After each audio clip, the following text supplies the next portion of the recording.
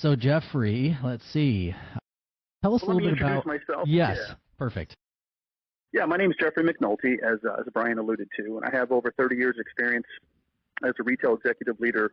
I worked for 8 different companies throughout my 30 years. I worked for the Home Depot, Lowe's, trying to remember all of them, Barnes & Noble, PetSmart, Shopko, Toys R Us, Publix Supermarkets, and Festival Foods, as well as over 14 years of tenure as a retail market research analyst for Gearson Lehman Group. So since 2005, I've conducted over 800 retail consultations on the retail sector, mostly with buy-side institutional investors, hedge fund managers, and equity research partners throughout the world. I love everything about retail. I enjoy it. I spent 30 years in it. I transitioned out to open up my own company. It's called New Retail Ethos, LLC. And basically, it assists retailers and businesses, regardless of scope, size, or niche, and business leaders with alleviating and addressing common pain points through all facets of consumer insights, anticipatory intelligence, and retail research across numerous categories. Our company provides a comprehensive retail assessment of your business. That could include looking for opportunities to increase top-line revenue, addressing operational inefficiencies, provide innovative concepts that increase market share, drastically improve employee or customer engagement, auditing social media accounts, and we recommend merchandising concepts that generate increased profitability. So throughout the 30 years, that's kind of my niche. I love retail, everything about it. I thoroughly thrive in it. I'm heavily involved on LinkedIn. Write an article once or twice a month relating to the retail sector, and I thoroughly enjoy it. I mean, you didn't come from a place of writing. At some point, you either got motivated or coerced, right, into becoming a writer and putting all that stuff into a manual or a book, right? Yeah, it was a fortuitous circumstance that happened. The universe kept revealing to me probably about 3 or 4 years. I went back to the University of Wisconsin, Green Bay. I actually live in Green Bay, Wisconsin, so it's by law that I have to say go Packers. And I was there for a couple of years, finishing up my degree. Had a couple of PhD instructors that were commenting on how well that I write. And I attributed it to, I've got a lot of experience and a little bit older than the average, college student at this time. Then I found out my best friend started telling me, my wife started telling me, I started receiving compliments from my clients around the world about my unique perspective and the knowledge that I have. And I was under the impression that most retail analysts and experts understood the same thing that I did. And what you find out is everybody has a unique perspective on the retail sector. And I think what helped me tremendously is I worked for 8 different retailers, and I got a good insight into how they operate. And throughout this 30-year span, I developed a blueprint that was successful in each retailer that I worked for. Then I decided to put it down, and basically I'll tell you why I wrote the manual. So the retail sector, as we all know, is in the midst of a major transformation that is forcing most retailers to recalibrate their intentions with how they execute their business strategies. Everyone is hearing the retail apocalypse, and they're all concerned. Well, what's really going on is many retailers and businesses are struggling with adapting to the new retail ethos. That's why I named my business New Retail Ethos, LLC. And for those that don't understand, ethos is a characteristic spirit of a culture, era, or community as manifested in its beliefs and aspirations. I didn't know what ethos was when I first heard about it, so I had to look it up. And I thought that's a great name for my company because it kind of ties into what I like to do. This disruptive environment is confusing a large segment of retail and business executives with how they correspond with fluctuating consumer demands in the digital age. On the positive side, it's creating an opportunity for business leaders to establish new methods that will create a bridge between legacy retailing of the past to the highly innovative, enthralling, and multi-sensory digital world of tomorrow, thus creating an engaging retail utopian future. So my sincerest intentions for writing the manual were to communicate the best practices that I learned through empirical results. Empirical results are basically hands-on experiments that I implemented throughout my 30-year career within the retail sector. I wanted to make sure that when I spoke about something, I really understood it, I lived it, I experienced it. And with working for 8 different retailers over my tenure, I got multiple opportunities to implement it with highly successful results. So I would ponder periodically how much further along would I have been in my retail career if I had received a book like this. I started my retail management career in the early 90s with Home Depot, and there really wasn't a book like this. I would have paid hundreds of dollars for a book that contained all the information together. There was a lot of books out there, the Stephen Covey books, 7 Habits of Highly Successful People, the Tony Robbins. They were all fantastic books about leadership and motivation and coaching, but nothing that really put it all together. So I was haphazardly attempting to gather retail information from numerous sources. And through that time, I amassed an overabundance of leadership pillars that were resonating with a lot of the customers, the employees, the vendors, and of course it showed throughout the results in the stores. So I often thought if I would have had this would have afforded me an opportunity to assimilate from one source, because this book contains 10 pillars that contain a culmination of tangible, poignant, and hands-on knowledge that will immediately increase any retail or business person's acumen exponentially. So throughout my career, I started to realize that I had developed a dynamic and proven blueprint that was successful in every retail store or district. And the key was, regardless of product mix, annual sales volume, or physical location, it was effective throughout all those different scenarios. So at that point, I started grasping that I was onto something that was transformative, highly portable, yet extremely effective when executed properly. And that was the key. It had to be executed properly. And I was communicating these principles throughout my career with a lot of other leaders. And you get mixed results on people that buy in and people that don't. Sure. So I found out with hands-on empirical results that it actually created the opportunity for them to look at it with more of an open mind. So during this time, I developed a core structured system that encompasses a 10-pillar stratagem, which have been applied to most retail sectors. I say most because I didn't work in every single retailer, in every single category, but it encompasses quite a bit. So finally, I had an epiphany during the process of assisting yet another store and district. I moved around quite a bit with my time in retail, with increasing top-line sales, reducing expenses, maximizing ROI, which is return on investment, improving net income, and creating positive customer and employee engagement. So these retail concepts are basically a series of compounding ideas that create an overall advantageous synergistic effect. They generate momentum, which translates into a magnetic and interactive shopping environment that is built upon solid foundations, devoted relationships, transparency, and a union of concrete values that truly serve your customers. So in addition to the massive engagement from readers in the United States, I've also have readers that resonate with the content of the Ultimate Retail Manual in Canada, Mexico, Ireland, United Kingdom, Germany, France, Italy, and I believe Australia.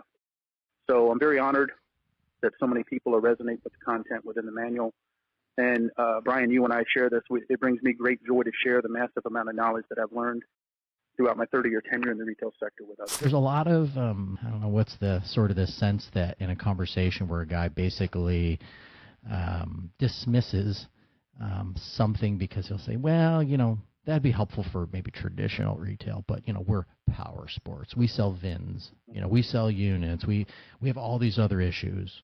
And I mean, I know you work with a lot of different areas and different industry. What's your take on something like that when someone would try to minimize the effectiveness of something like this? Well, you couldn't have given me a better dovetail into what I was just going to say. I tell you something, you did your homework. I was going to say that many retailers are suffering from what I call a legacy mentality. We have already mentioned the word legacy before. And there's a couple of sayings in here that I have that kind of cement what you're saying. Numerous retailers are committed to a staunch belief in their methodologies that have always worked in the past. So they're kind of stuck with, hey, it's always worked in the past. Let's just keep on trucking doing that. Unfortunately, they're using outdated strategies that are ineffective in many areas of consumers' expectations today. Through this perspective, many leaders are succumbing to what I like to call confirmation bias. And confirmation bias is a phenomenon where individuals, and we all do this, by the way. It's not just in the retail sector. We all have confirmation bias with our passions, our beliefs, our convictions, etc. But it's a phenomenon where individuals filter everything they experience through the perspective of confirming their beliefs. So some retail leaders are not processing the actual information. but rather only the information that is compatible with their views. And this is shocking to me, because if I see what's really going on in retail, I'm thinking, hey, what I'm doing is not working. Let's start adjusting. Let's start adapting. Let's start making some changes. So with the flood of retail bankruptcies, store closures, and decline in revenue, it appears like many leaders are willing to just go down with the ship instead of breaking free from what I call insulated management. Insulated management is a term. It's in the book. It's an atmosphere that I coined to describe. It's a resistant approach that many, and not all retailers, there's just some that do this, they have with accepting new information that is incongruent with their viewpoints. So basically, in a retailer that's struggling, a lot of times insulated management, it's a culture that's been created where the only messages are coming from the C-suite, and they're basically being regurgitated among all the other managers. There's no new or innovative ideas being expressed. And this is usually because of the fear of retaliation, committing career suicide, being blackballed, etc., from advancement. So not all retail executives are like this, but most of the great ideas that come within an organization are coming from the people actually in the stores. So when I was a store manager, a district manager, vice president, whatever the position was, I always sought out the experts and asked them, hey, what do you think's going on here? Asked a lot of open-ended questions, asked them their opinions. I'm one person. How can I know everything? No matter how smart I think I am, no matter how much knowledge I have, I'm not an expert at a lot of different things. So this insulated management, and the reason I hear this going on is I speak to a lot of managers that are still in the industry. They, of course, tell me off the record.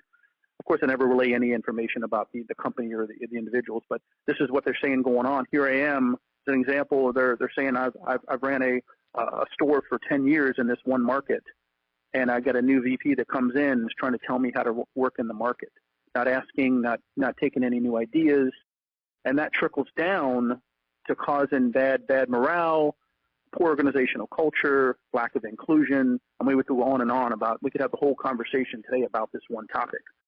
So when I hear about the Amazon effect or the retail apocalypse, you're hearing all about the doom and gloom, like you were saying earlier, and basically a lot of it's due to the lack of nimbleness.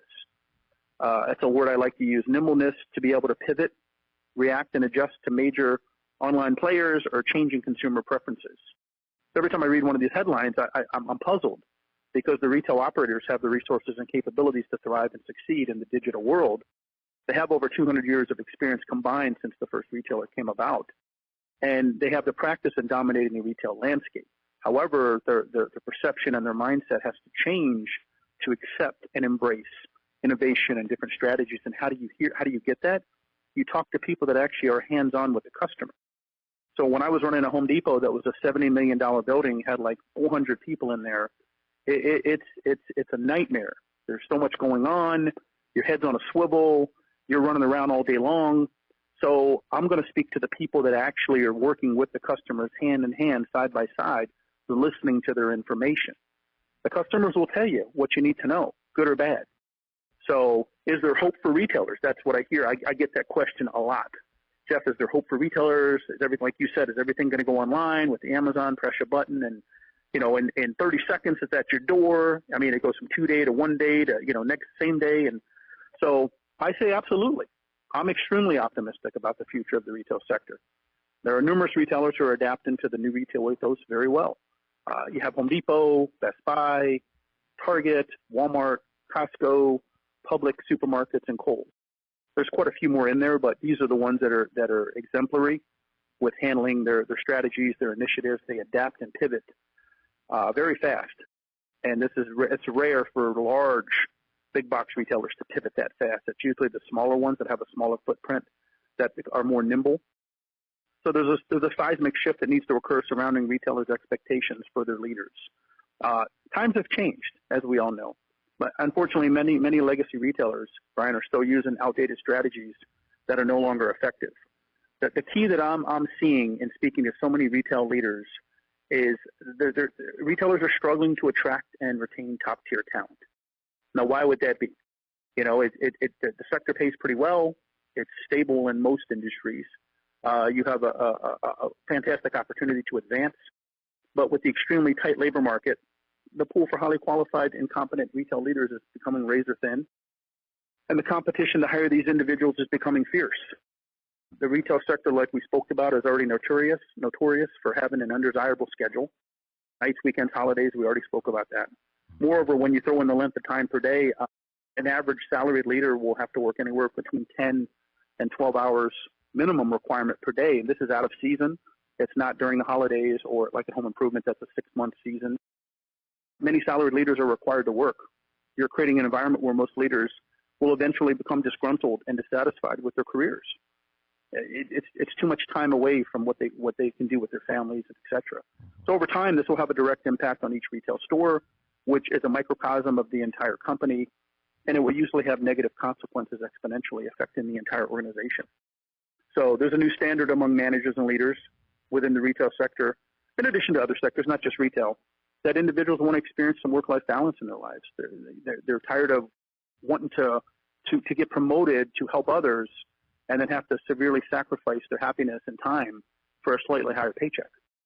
So I always ask this question. I always wondered, why do retailers have to deal in absolutes? An absolute is an all or nothing. It's 100% or zero. And I would ask, well, if I want to become a salaried leader, why do I have to basically give up spending time with my family, my friends? Because after a 50, 55-hour work week, and that's on the low end. You're tired, you're drained, you don't have a lot of energy left. And these are minimum work schedules, Brian. That's maximum, that's minimum. So I have an expression that I relate throughout the book that's always served me very well. And it's, I believe, in an even exchange of energy. I always sought out win-win scenarios for all parties involved. In other words, I always believe that there's a win-win for all parties if you look for it. Some are going to have some compromise. And I believe that retailers are going to have to loosen what I call their kung fu grip on these antiquated protocols surrounding work-life balance for their leaders. So most leaders feel that a 40 to 45-hour work week would create what they call a Goldilocks syndrome. And it would allow each leader to have balance in their lives, to spend with their family and friends, pursue their hobbies, exercise, volunteer, and recharge their batteries. You got to be kind of your best self, and when you're ground down and you need that recharge, to me that's the ultimate piece that I always thought that retail should try to find a way to implement and get people back to the creative and ready to serve sort of mentality. But it feels like that's one of the first things that goes away. Yeah, it's amazing. And a lot of these concepts, just for your audience to know, is that I dive really deep into these concepts in the book. As you know, we only have about an hour and so to cover these concepts, but I really break it down and dive deep into more examples and ways of how you can actually do this through the key carrier program and through different type of strategies that you can implement to get to the 40 to 45-hour work week. I've worked in some companies where you'll get off at midnight and you have to be back at 6 a.m. And that's considered the norm, even though in a lot of states there's a mandatory state law. You've got to have 8 hours between shifts. But a lot of these companies push it. And, these leaders are forced when you're salaried. Unfortunately, that's code for where you can work as long as we need you to work. Mm-hmm. And I never believed in that. I always had my managers work in the 40 to 45-hour work weeks. Again, I discussed this in the book in depth. And always had great morale. They always stepped up whenever there was a walk or a special event or, some call-outs or whatever. Always had, because they had some work-life balance in their life to enjoy things outside of just retail. So one of the questions that I would think of if I'm on this call is I would think, well, Jeff, your book is an ultimate retail manual. How does it apply to the PowerSports retailer? But like you were saying, PowerSports is very niche. And you were saying the estimates, I think, were like 1% up to like 8% of people are motorcyclists. And does this manual apply to them? The questions I ask are the same reasons I wrote the book. I ask the questions and I provide the answers. I want to think of it from a pragmatic standpoint. If I'm one of these individuals, what am I thinking? So it's having a good perspective on it. So I would say absolutely. I've had many readers inform me that my book should actually be considered a crossover, what do they call it, a crossover business tool. They said that 7 of the 10 pillars are applicable for any business that has a product or a service. And I thought about that. I had one of the individuals contact me directly and say, you should be calling this book a crossover business tool. And I'm like, well, we already have the title. I'll relay that information on. And but I went back and I actually looked, and the individual was correct. There's 3 that are specific to just the retail sector. And then what I thought about after that, I thought, well, how can this book apply and help anybody that works in the powersport industry? So I come up with I created I like to use acronyms because people remember acronyms. in life. I've learned that when you create an acronym, it's more easy to remember the information. So I came up with the acronym called C.A.P.E.D. It's C.A.P.E.D. And that's customization, adaptability, personalization, engagement, and differentiation. And now what I'll do is I'll kind of go through each one. And these concepts will apply to any business, in any retail, any sector, any niche, provided that you have a product and or a service. So the customization piece that's the wave of the future. That's what's coming down the pipe. And if you notice all the different stores that are using it, you know, the Nike and Adidas, they're creating personalized shoes for you when you walk in. You step on this treadmill, you run for 30 seconds or a minute, and they create, you know, unique, bespoke soles for your shoes. There's a lot of this happening. It's just taking some time. So in the digital world we live in today, the customer is developing what I like to call an insatiable appetite for custom-made products, and they're expecting retail stores to provide for them. Unfortunately, it takes time for this to kind of get going. The mechanization takes time, the infrastructure, the resources, the training. A lot of large retailers, some of them are unable or unwilling to assent. So customers are going to go to take their wallets to the smaller independents. So here's a great example of how the smaller businesses can capture market share from what they call the big boys of retail. Because like we said, usually the smaller independents and the smaller stores are more nimble and they can pivot and adjust quicker. So traditionally, and not all, but traditionally the larger retailers have been extremely slow to reacting to emerging trends within the retail space. So the innovative concept of using technology to create bespoke products, it's still in an embryonic stage, the very beginnings basically, at most big box retailers. The customization method is another touch point where shoppers can intermingle with a brand. And at the same time, the business can capture data that can be collected, which provides the retailer or business with information to further customize their product or experience. The retailer should be approaching the customization movement from what I like to call a reimagining of the customer experience through the idea of on-demand manufacturing, 3D printing capabilities, which would create an exhilarating new retail world. The second part of the acronym is adaptability. We kind of spoke about that briefly a little bit earlier. But the question I would have is how fast can your retail store business adjust and pivot when you see future trends? That's really the key question. And retail and business leaders must be able to foresee the future by being proactive and preparing before you have to. That's the key.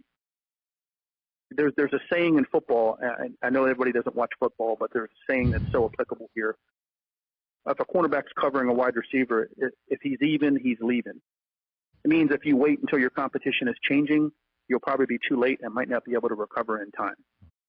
So the acronym of DAKA, D-A-K-A, is what should be the anchors regarding the change in retail landscape, and that stands for discernment, anticipation, knowledge, and acceptance.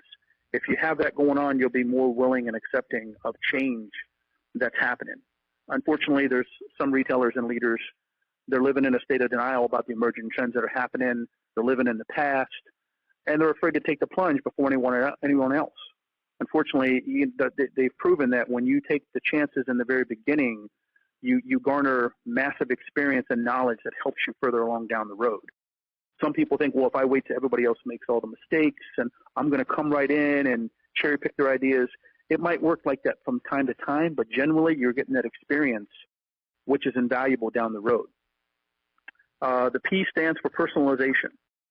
And this would be, are you truly listening to your customers? Now, this is something that's pervasive throughout the retail sector. Are you asking for and seeking feedback about their needs? Upset customers are a microcosm about what's going on in your company. They can provide you with a treasure trove of valuable information that you can utilize to implement changes. When I worked in retail, I was fanatical about addressing and correcting disgruntled customers, not because of them being unhappy and going to tell people. That's one thing that's going to happen. But I want to know so I can get better. And a lot of times one customer will give you information that's happening across your store and or across the company. And if you really want to listen, that's where it's going to happen. So personalization is the key to building a loyal following and retaining customers in business. So the key is to treat every customer like an individual. I know it's hard when you have thousands or hundreds of thousands of customers, but it is possible when you go into the stores to remember people's names, kind of know their background, etc. So another acronym, I know we've had quite a few, but they're easy to remember, and you can replay this podcast at your leisure, is something I created called SAG, S-A-G, and your method should always be sincere, authentic, and genuine. If your intentions behind that are sincere, authentic, and genuine, you're generally going to have a good approach. Stay away from the one-step generic approach. Email campaigns and all interactions should be specifically addressed to each customer, i.e. the name, company, etc. That's paramount to making sure people know that you're sincere and authentic.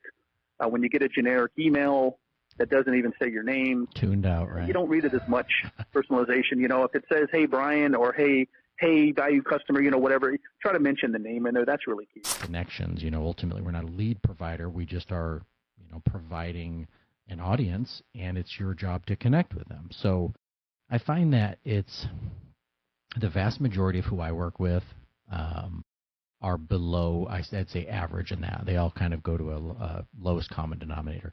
And again, I don't cover the whole United States. I was just curious, because I was thinking of some differentiation models I've seen in the past, and one of the things I used to use, what I would ask customers, part of that exit interview is, what do you think that PetSmart is known for? What do you think? Why do you shop here? And if you start hearing the same words and expressions and sayings over and over again repetitively, you start kind of tapping into that information. So I wanted to tie into that. The reason I asked that is because a couple of differentiators that I find that work very well are the usage of proprietary brands and services. And proprietary brands are services, or products or services that are privately owned and controlled, which are exclusive to a retailer's portfolio of products and are only available to be purchased at their organization. So with proprietary brands and services, the retailer or business is in control of the pricing, the cost structure, the product quality, nimbleness, there's that word again, exclusivity, and brand loyalty. So there are numerous advantages to a retailer or business increasing their penetration of proprietary brands and services to supplement their existing allocation of product offerings. With proprietary brands, each retailer can establish basically their own unique brand. Thus, you're creating a niche market for the customer. In essence, you're capturing market share and generating increased consumer demand for your private label products and services while simultaneously dictating the evolution of your assortment selections. Another product differentiator is, do you stand behind your products? That's becoming huge. In fact, I will only purchase products that have a strong commitment to standing behind their products. So consumers want to allocate their dollars to organizations that will stand behind their products, that also allow them a reasonable time frame to return or exchange their items without being questioned like they're a criminal. The key is, I completely understand that retail fraud has dramatically increased from decades ago. However, the numbers suggest that it's only 2% of customers are acting fraudulently, while 98% are acting honestly. I know multiple retailers, I'm not going to mention them by name, but you go in there, and if you don't have a receipt, it's almost like an interrogation for something really small.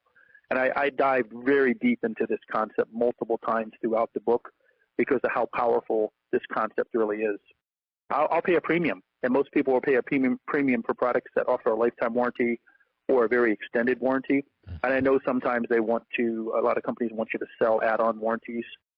I just bought a washer and a dryer, and I got the 5-year warranty because of the products are experiencing what I like to call planned obsolescence.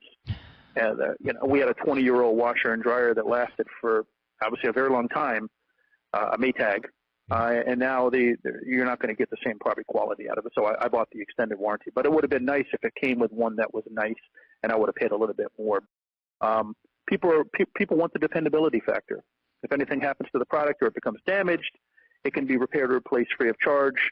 In addition to the peace of mind, that's the key, the peace of mind that follows with the product guarantee. Asking me about cyclical. I have cyclical and pendulum throughout my book. Yeah, it was touched upon in there, and I love the concept. Yeah, it feels definitely there's I feel like there's a lot of that in life in general, right? I think we as humans, and maybe that homeostasis sort of touch point back to before. I noticed that in the book quite a bit, so I made a note, and I was like, we need to make sure we talk about that because that's a lot of, not only are we motorcycles in the cycle PowerSports business, but cyclical, right? Think about that. Yeah, cyclical is obviously a different version of the same word, but it definitely is real. Yeah, I'll be more happy to dive into that. In my opinion, the retail sector, just like in life, is cyclical. Everything comes around full circle in life. You know, I grew up in the 80s, and a lot of stuff, the 80s has come back around. A lot of things come back around. The retail sector is experiencing a cyclical return to experiential retail. This is referring to a time when retail was fun, engaging, personal, and inclusive. Customers are demanding that retailers incorporate new experiences into their offerings by adapting their store formats accordingly. So shoppers are increasingly seeking a we already talked about that multi-sensory experience. Mm-hmm. In my opinion, it harkens back to a time when shoppers were fully immersed in their retail environments because each retailer made you feel like family. The butcher knew your name, what you wanted to order, asked about your family, and genuinely cared about you and your family. The mechanic remembered your name, understood the nuances of your vehicles, was honest and ethical, and made you feel like family. So my question to all the listeners is, where do you go today and have these personal experiences? You know, it's something that is far and few between. I don't get it very often when I go shopping. I'm a research analyst by nature, retail research analyst. I shop pretty much all the retailers whenever I go into a new city. I go around to all the major stores as much as I can, even if it's just to walk around for 5 or 10 minutes and see the environment. And where do you really go and get that type of personal experience anymore when someone's not on commission? Now, when they're on commission, they kind of attack you and they hold your hand and walk you around the store, but most retailers are not commission-based. So the pendulum piece, I mentioned the pendulum as a reference to energy and how it's radically shifted throughout the retail sector. Throughout the book, I talk about energy. I talk about an even exchange of energy. I talk about vibration. I talk about feng shui. I talk about a lot of things that are considered radical and you don't hear a lot in the retail sector. And I wanted to make sure I included those because it all comes back to a basic concept of we're all human beings and we all want the same things. So the universe, just like the retail sector, is fundamentally a concept of duality. We already spoke about this, where each environment seeks to correct itself through adaptation, to acclimatize to its intended balanced nature. I wanted to talk about that again. The retail sector went from being a customer-centric environment that, in my opinion, again, was warm, inviting, inclusive, to a technological self-service atmosphere that is impersonal, cold, and inviting. I love technology, and I think it has its place, but human beings innately crave interaction, connection, engagement. We crave those things. Now, there's people that are introverted, and there's people that are extroverted. But the key is to make sure that you at least have the offering there to accommodate both types of people. I mean, there's multiple types in there, but those are generally the two that get the most attention. I have an expression I call the pendulum effect. It's when the universe recognizes a massive imbalance in energy, and it seeks to correct itself through transformation. However, this process starts by swinging the pendulum all the way to the opposite side. And in the case of the retail sector, it's swung all the way over with technology, self-service everywhere, unlimited human interaction. Again, I'm not applying this to every single retailer and every niche, but the latest buzzwords are artificial intelligence, Internet of Things, quantum computing. These are all great services. I fully see them augmenting and supplementing the retail sector. However, I think that the pendulum swung too far over, and the human interaction piece is kind of getting left to the side. So the retail sector is currently on this opposite side right now. So the optimist in me, the good news is that after this recorrection has taken place, the pendulum will swing back to land in the middle, and the retail sector will return to homeostasis. We talked about that before. That's a key word that I really wanted to make sure I got across. And that's when that happens, then everything will be more balanced out. Jeff, we talked about a whole lot of, there's a lot here, and the length of an episode like this, being beyond an hour, I'm pleased to do with this topic and with you. A lot of times I hear from guys, an hour's too long, more than an hour. But I'm going to make sure on the little prequel I'm going to put out before this to tell guys, you're going to want to bookmark this, come back to it if you need to a couple times. But we got down through some of the things that I had hoped we'd talk about. One of the areas that we didn't quite dig into yet was the pillars. And would you be willing to, I know you've got 10 pillars in the book. Obviously, it's like anything else. They're all important. Would you be willing to maybe just pick a couple, whether you think it's at random or, might be maybe most fitting for sort of the space that I work within with these PowerSports folks? Would you be willing to pick a couple pillars to review and give a little bit of an overview of what the pillars in the book are? Absolutely, yeah. Like you were saying, they're all 10. They kind of build symbiotically on each one, generating momentum And I think it's hard to pick two, but I decided on two that I think if I was in the power sports industry, which two would be the most important. So we talked about differentiation earlier with the C.A.P.E.D strategy, C.A.P.E.D. D was the end at differentiation. And I wanted to dive into that a little further because I think there's some more value here that can be relayed from this actual pillar. Now, just a preface, I have 2 chapters dedicated to differentiation in the book because of how important this really is. So most proprietary brands, we already talked about the advantages that a retailer has when they institute those types of SKUs. You control the pricing and cost structure, the product quality, the adaptability, exclusivity, and brand loyalty. So we're going to start out with pricing and cost structure. Most proprietary brands are equivalent to the same quality of the national brands, with some products exceeding the quality and value at a discounted price. That's some of the surveys that you see from customers. This is the information that they relay to you, that with private labels, the retailer has the ability to control the pricing and implement its own cost structure, which in reality, through most of the data, is generally 25 to 30% cheaper than the identical national brand product. And a lot of this transition happened during the economic challenges of the Great Recession from 2008 to 2011. The average consumer's perceptions and attitudes towards private label brands changed dramatically. Customers started to question their blind loyalty, and that's usually what it was. This blind loyalty to large consumer brands while starting to become much more receptive to store private label brands. Today, many consumers believe that private label brands and national brands are essentially made up of the same ingredients and or materials, and they're generally paying more for advertising and packaging outlays. If you think about it, when you go and you shop at whatever store you're at, and you look at the private label brand and you literally compare it to the actual, and each store has multiple ones, and we're going to go through that in a minute with the most popular ones. But a lot of times it's the same ingredients, the same merchandising stuff that's in there, the same materials, stuff of that nature. Next, we're going to talk about product quality.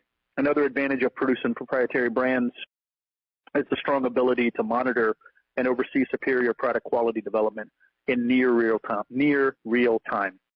With national brands, you're at the mercy of the vendor, plus you do not possess the same network of accountability as you do within your circle of influence. A lot of private label products, you're in complete control over the ingredients and materials that make up your SKUs while maintaining strict adherence and guidelines for the quality of your merchandise. Private label products are sometimes perceived to be of lesser quality than those of established brand name retailers. However, this consumer perception is easily overcome by implementing employee product knowledge, proper communication of the materials used in the private label products, through the usage of the products by consumers, and of course, consumer reviews. So basically, a lot of times when you're selling private labels, the customers will then start pushing that product, and through the power of social media, word of mouth, etc., they start improving your product's visibility among the other top tier ones of the main products that are out there. Adaptability. We previously spoke about adaptability in C.A.P.E.D as well, in the C.A.P.E.D acronym. Adaptability is an asset of private label products. It can provide the retailer with the speed and nimbleness required to thrust a new product or line of products into their existing SKU allocation assortment very quickly. With the process that happens with products of a national brand, there's a lot of protocols, a lot of structures, a lot of hoops to jump through to get the product into the stores at a certain amount of time. You're kind of at the mercy with them, where when you're kind of controlling that, the speed is increased exponentially with how fast you can get it turned around. So with increased retailer and manufacturer collaboration, retailers are becoming proactive. That's a key word, proactive in assortment analytics with their private label products. And they're creating an environment of expedited turnaround from inception to shelf, while avoiding unproductive lag time through the process. Exclusivity.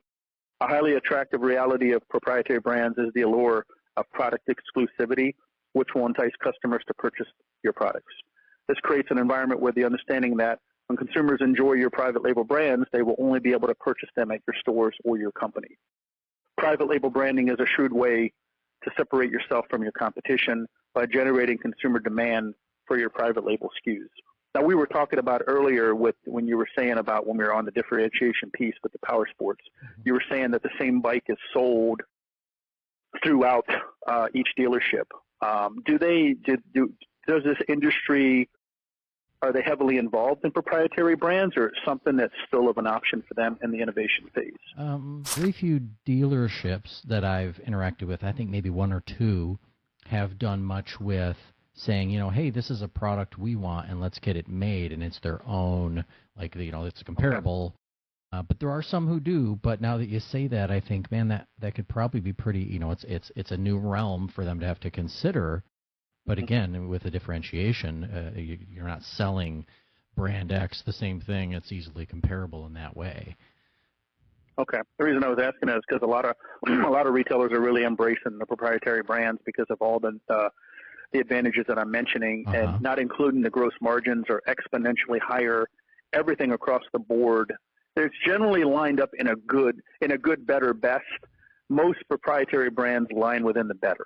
It's right in the middle. Okay. You know what I'm saying? And Home Depot has Husky tools that have a lifetime warranty. They're extremely comparable to a Craftsman. They have their Bear paint that's top rated in Consumer Reports. They have Ryobi Rigid, Glacier Bay. Lowe's has Cobalt, Allen and Roth, Blue Hawk. They have Project Source. Walmart, most people shop Walmart. They have the Sam's Choice, the Great Value, the Equate. Target has A New Day, Goodfellow and Company, Project 62, Up and Up. PetSmart has Great Choice, Authority, Top Paw, Top Shop, and Whisker City. And I've worked at 3 of these companies, and I can tell you from personal experience that these products are, if not in the better, sometimes to the best range, and the margins are. Thanks again for listening to this lost tape of the Dealership Fix-It podcast. These guest interviews still hit hard, and we're bringing them back re-edited, sharpened up, and focused entirely on what matters, helping dealerships like yours improve, grow, and win. If you got something out of this one, hit that share button or forward it to a dealership friend who needs it. And make sure you're following the show so we can keep bringing you more content like this with convos with people shaping the power sports industry. Catch you on the next one. Still guessing what to pay on a used bike? Still holding aged units that just won't move? It's time for a real system. Moto Hunt's ultimate used inventory playbook shows how the best dealers are finding better inventory, pricing trades right, and turning used bikes faster, with fewer mistakes and more margin. It's short, real, and free to download right now. Visit dealers.motohunt.com to grab your copy or check for the link in the notes.